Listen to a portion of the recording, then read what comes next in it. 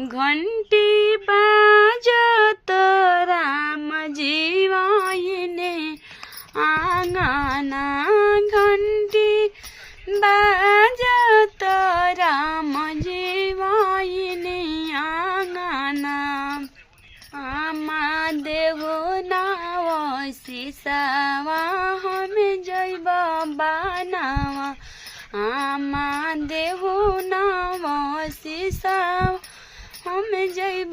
बनावा घंटी बाजत राम जी आइने आंगना घंटी बाजत राम जी आइने बाना आंगना आमा दोनाव सिसावा हम जैब बनावा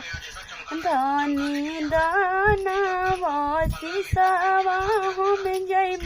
बनावा बबुआ कहे के जनम ल जाए के रहे बनावा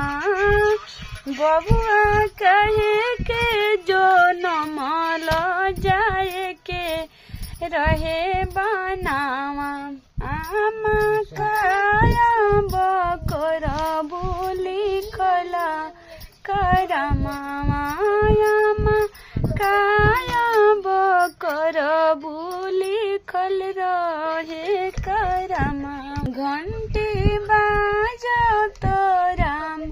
जीवाइने आंगना घंटी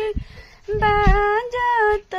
राम जीवाइने आंगना आमा दोनाव शीश जैब बनावा आमा दोनाव शीश जैब बनावा।